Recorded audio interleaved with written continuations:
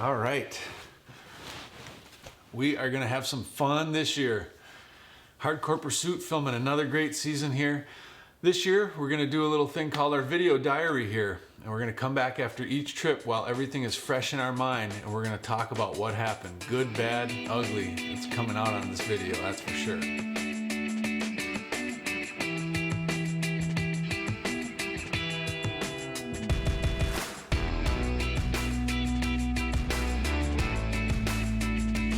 After all these seasons of creating Hardcore Pursuit, we get a little bit better each year at, putting together the trips and deciding who we're going to work with and what week we should be here and what week we should be there. And, hopefully with age and experience, you get a little bit better at that each year.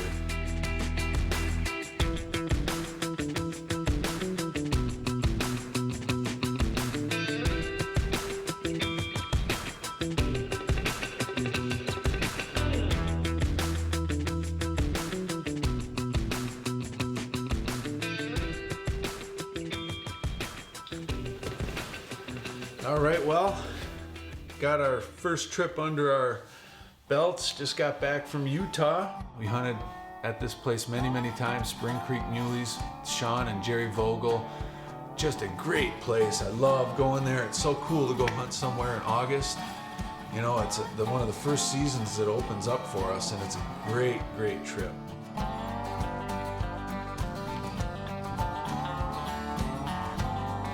The deal is that the deer are feeding every morning out in this ag land, an irrigated field, probably 1 to 2 miles away from the land that we're hunting on. So I like to get up on a high vantage point to figure out how to get in front of them and cut them off and sit and wait for them. If they go west, we're gonna really have to haul ass. And it's kind of risky because those are the smartest deer. They've been around a while. They know the program. They know what it's like to be hunted. He's good. There he goes. A lot of times what these big giant bucks will do is when they all come off in the morning together, they will stall and they'll end up having 20 does in front of them, and that's a lot of eyeballs to fool.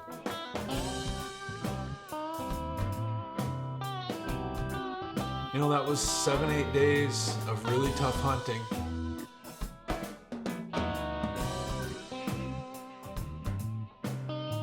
So with that, that's the Utah trip. 2 years in a row not getting a buck. I'm gonna keep applying. I'm gonna keep going there for the opener, and I'm gonna keep hunting the same way. I'm really optimistic that we're gonna have a great year here. It's the end of August now. We've got September, October, November, December, January. We just got a lot of time ahead of us to put together a good season. And I'm kind of excited about this little video diary. We'll see how it goes.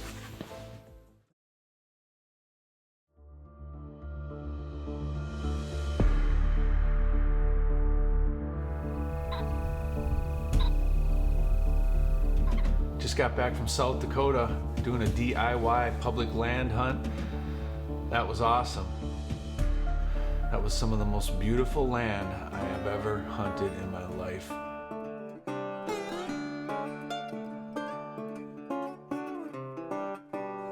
We had actually been in Wyoming the week before antelope hunting, where we had some pretty good success. We ended up getting 3 nice goats.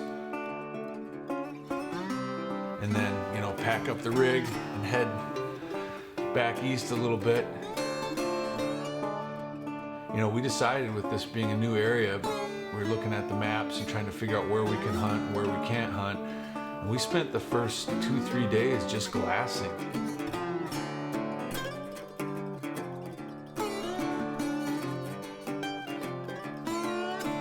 Our goal was to kind of figure out, okay, where are these deer coming from to get to that land?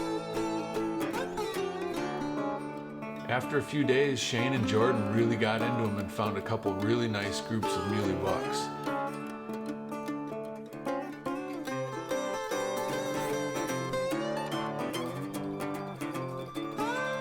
If we luck out, maybe we can get one bedding up. I don't know, they don't really have a bed and they're just kind of moseying around. So with that information, but we decided that we were gonna all kind of hunt in that area and hone in and try to get something down. You know, it was just one of those deals where it was more of a team effort, being on some new land that we didn't know, and can make for some exciting hunting, that's for sure. You know, we're sitting behind this big yucca bush, and over on the other side pops out this really big 4x4, just a beautiful muley. Okay, we spotted a shooter. He's about 150 yards away. He was grazing on that other finger across from us, up towards us. We weren't sure which way he was gonna go, but the problem is that it was so calm, you couldn't move. Any little movement in that dry ground, you'd make a bunch of noise. So we were just sitting patiently hoping that he'd feed up towards us. I think it's too quiet to make a move on him.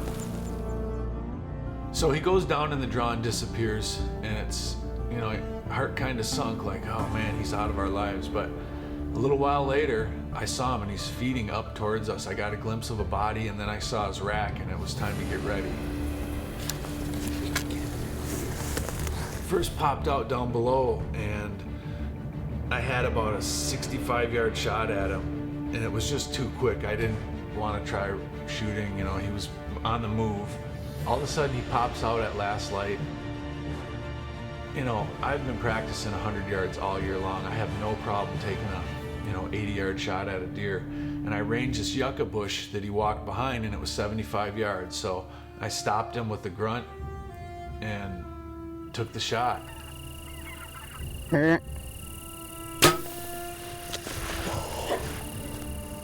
Right where I aimed, perfect shot, would have smoked him, but that big old savvy buck must have heard that arrow coming. It was so dead calm, I had to stop him, and anytime you stop an animal, it puts him on alert. Oh my Lord, why? So I was pretty disappointed, but at the same time, I remember being really, really excited because we haven't had a lot of action so far. That was awesome. I know I had a good shot there. He just heard it and he turned.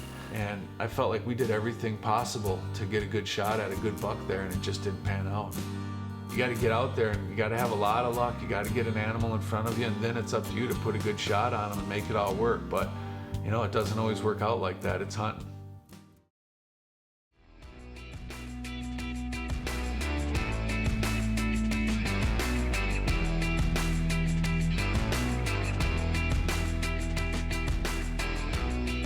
All right, back from another trip.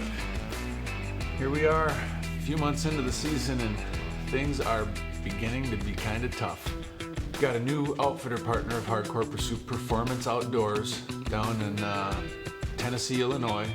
Jake and Justin Roach own it, good friends of mine. I have never been to such a great whitetail operation, and I just mean that from the way that each of these farms was set up.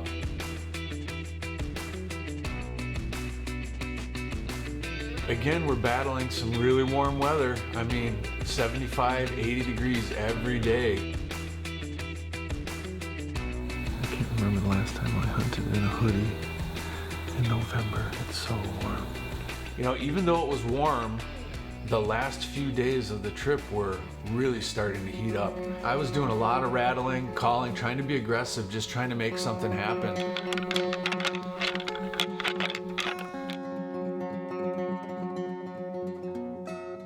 It rattled just a few minutes before we spotted him, so he probably came over for that. Every morning in there, we would have bucks cruising by on the other side of the river, and the challenge was going to be to try to get them across the river. Why won't they cross the river?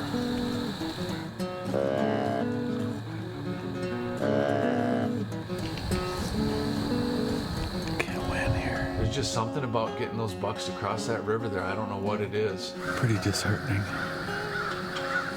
Can't call them across that river no matter what. 3 bucks this morning. 2 nice ones, and that one's a little small. You know, it's early November right now. It's been really warm everywhere we've been, and we basically need the weather to just turn around for us because it's been tough.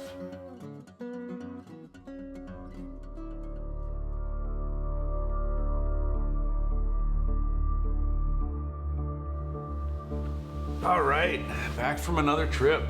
southeast Minnesota, hunting with our good buddy Jeremiah Olson from Badgerland Adventures.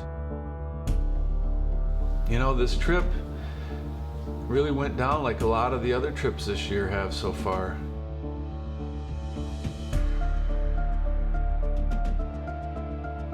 And some of the other guys had some great encounters with some younger bucks, some 2 and 3 year olds.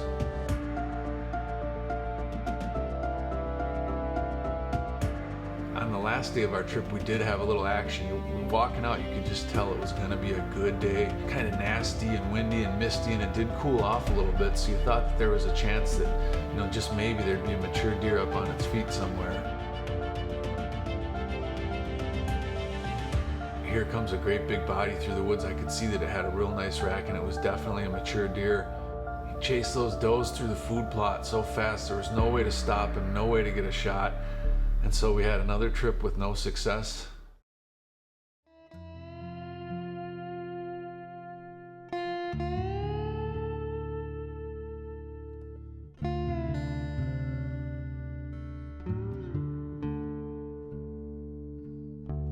Just got done freezing our asses off in Saskatchewan. That is a cold place. There's nothing like that. Man, oh man, we have had the warmest October and November I can remember. And to jump out of the lodge into this is a little bit of a shock to the body. Anytime you're in Saskatchewan and your guide is wearing a face mask, you know it's cold. You know, we've got heater body suits, so we can withstand the cold. We do it all the time. You know, we're from the UP. We're super Upers. We can handle Canada. No big deal. Once again, I'm blown away. You know, we're in Saskatchewan. We roll in new outfitter, Riley DeWart, Lucky Man Outfitters, hunting in the farm country, the fringe, right where the farm country meets the bush. It's unbelievable country. I mean, it's what I've been dreaming about of Saskatchewan. It's always exciting meeting a new outfitter. You know, Riley and I have been talking for a while, and he's got a great outfit. He's got 8,000 private acres. Went out with their guide Trey and looked at a couple of spots and got set up, because we're bow hunting, so we got to roll into these rifle spots and put a stand up and make sure that we're ready to go. Yeah, maybe in these squiggly trees here we could do something. Yeah. So we go out and do a little scouting and check out some spots and put up some stands. And so needless to say, you know, even though Riley was doing everything he can, we weren't really having any luck, you know. I mean, we saw some immature bucks. There was a lot of deer in here feeding last night. Lots of does. Hopefully this morning we get some coming through, some big bucks. You know, and this is when you start getting frustrated. Every single guy in camp got a buck. Just like other trips this year. Came back on the 4th night, and a guy named John that was in camp with us shot a 300-pound monster 10-pointer. Nice job. That's a beauty. Way to go, guys. That's a big boy. That's what we hope to see here. Lucky Man's got some big old bucks. It's like, wow, that's what you come up here for, is one of those bucks. That is a big, big buck. Probably had the biggest body on a whitetail that I've ever seen dead. We've been sitting in a tree 7 straight days, daylight till dark, 30 below zero, blistery snow, just nasty. You know, we just went to Saskatchewan with a great outfitter, great land. Everybody else got deer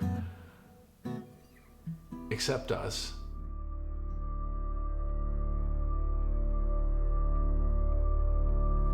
But you know what? We still got Iowa. I mean, it's Iowa. Should be great there.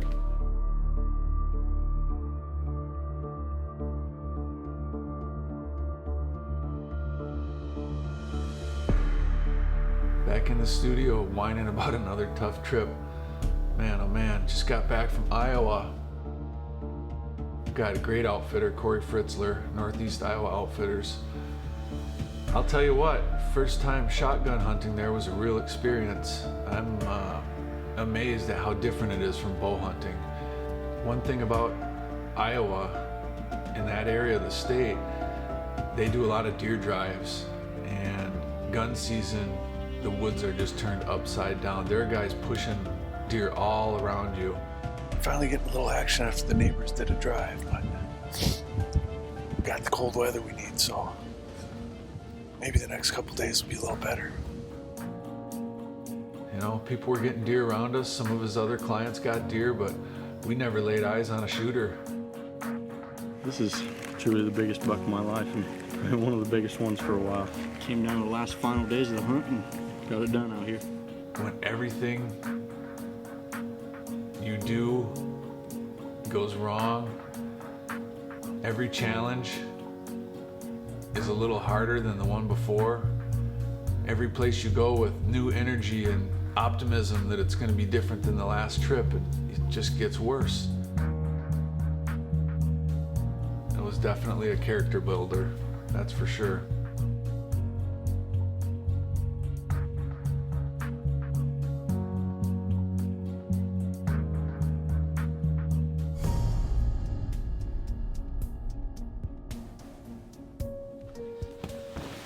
All right, well, back at it one final time here at the Hardcore Pursuit Studio. As many of you just saw, it was pretty frustrating. It was a tough year, and I guess this whole video diary documentary could be called Hardcore Pursuit Hard Times, or Hard Times with Hardcore Pursuit, because a lot of what we saw last year was tough, challenging adventures. You know, that's what makes it so great, and that's what makes Hardcore Pursuit so much fun to do every year. It's bringing you guys the adventures that we're able to get all over North America. I appreciate you hanging out with us this week to check out the review of our season. It was definitely a challenging one, but it was also very rewarding.